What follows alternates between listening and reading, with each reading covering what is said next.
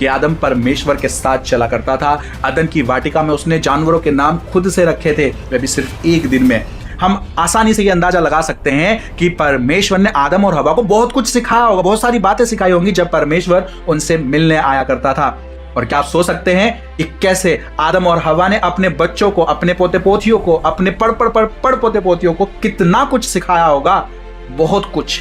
क्योंकि जरा सोचो, बाढ़ आई थी नूह के समय में, लेकिन नूह का पिता उस समय भी जीवित था जब आदम भी जीवित हुआ करता था। तो नूह ने अपने आसपास के लोगों से बहुत कुछ सीखा था, अपने पिता से, अपने परदादा से, अपने चाचा ताऊ से, मतलब कि हर एक से उसने बहुत कुछ अच्छी बातें सीखी थी। और बाढ़ के बाद यही बातें उसने अपने बच्चों और पोते पोतियों को भी सिखाई होंगी। उत्पत्ति अध्याय 9 के 28 में लिखा है कि जल पड़ने के पश्चात नूह 350 वर्ष तक जीवित रहा। इस प्रकार नूह की कुल आयु 950 वर्ष की हुई, तत्पश्चात वह मर गया। तो अगर हम उस समय के लोगों की जनसंख्या को देखें तो यहां पर एक तरफ केन है जो पश्चिम की ओर चला गया था, अपना पूरा एक नगर बसा लिया था, उसने बच्चे पैदा किए, कबीले बसा लिए, और मुझे लगता है कि उसने उन बच्चों में सबसे ज्यादा बुरे बच्चे और शैतानी ही थे, और लेमेक उन सब में सबसे ज्यादा बुरा था। उत्पत्ति अध्याय 4 उसके 23-24 में लेमेक ने अपनी पत्नियों से क्या कहा?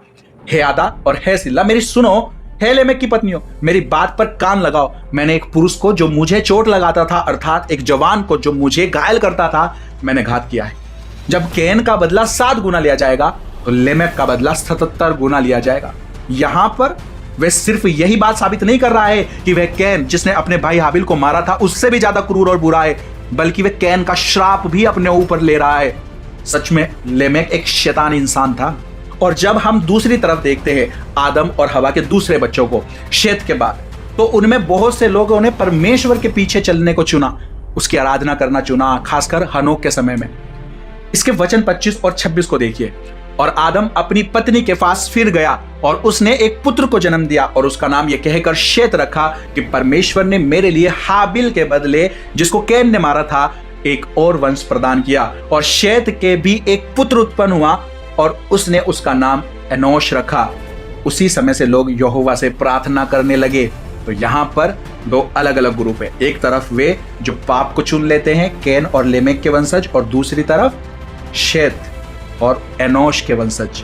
ये पूरा वीडियो आप देख सकते हैं हमारे YouTube चैनल WTL पर। चैनल को फॉलो और सब्सक्राइब करना बिल्कुल ना भूले। Thank you. may God bless you।